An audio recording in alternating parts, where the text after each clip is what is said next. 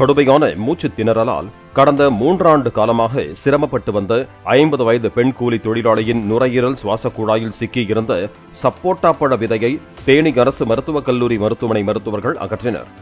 அதிக ரத்தப்போக்கு இல்லாமல் பிராஸ்கோபி மூலம் சிகிச்சை அளித்து மூச்சு திணறலை குணப்படுத்திய மருத்துவர்களுக்கு அவர் கண்ணீர் மல்க நன்றி தெரிவித்தார். நான் இங்க நுரையீரல் பிரிவு மருத்துவராக பணியாற்றிருக்கேன். என்னோட பேர் இலக்கிய செல்வன்.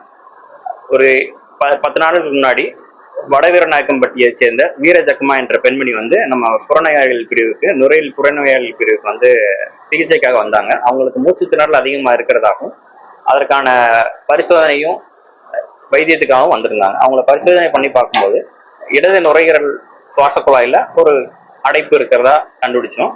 அதை மேற்கொண்டு நுரையீரல் அகநோக்கி கொண்டு அதை நீக்கி எடுத்துட்டோம். இப்போ இந்த மாதிரி சிகிச்சை அரசு மருத்துவமனைகள்ல இலவசமாகவே எல்லா அரசு மருத்துவக் கல்லூரி மருத்துவமனைகளையுமே இருக்குது. இது சப்போஸ் நம்ம வெளியில பிரைவேட்டா எங்கேயாவது பண்ணணும் அப்படின்னாக்க 1 to 1.5 லட்ச ரூபா வரைக்கும் செலவெடுக்கும். ஒரு வாரம் அந்த மாதிரி அட்மிஷன் போட்டு இந்த ட்ரீட்மெண்ட் ரொட்டீனா செய்வாங்க.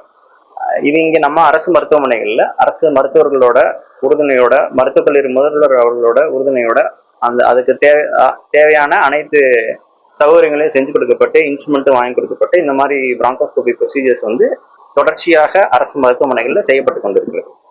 இது சப்போஸ் இந்த மாதிரி இந்த பொருளை எடுக்கல அப்படின்னா, இந்த ஃபாரின் பாடின்னு சொல்ற இந்த பொருளை எடுக்கல அப்படின்னா அந்த நுரையீரல் முழுவதுமாக வாழ்நாள் முழுவதும் செயலிழந்து போறதுக்கு வாய்ப்பு இருக்கு.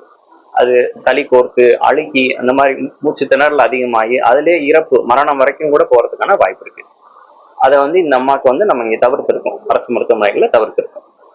மேற்கொண்டு பொதுமக்களுக்கான விழிப்புணர்வு என்ன அப்படின்னா, இந்த மாதிரி சின்ன சின்ன விஷயங்கள்னு இதெல்லாம் விடாம, சின்ன சளி தான் இருக்கு, இருமல் தான் இருக்கு, மூச்சு திணறல் இருக்கு அப்படின்னு சின்னதா எதுவும் ஆரம்ப கட்டத்திலேயே பார்த்துட்டாங்க அப்படின்னா இந்த மாதிரி காம்ப்ளிகேஷன்ஸ் பெரிய அளவு தொந்தரவு வராம நம்ம தவிர்த்துக்கலாம்.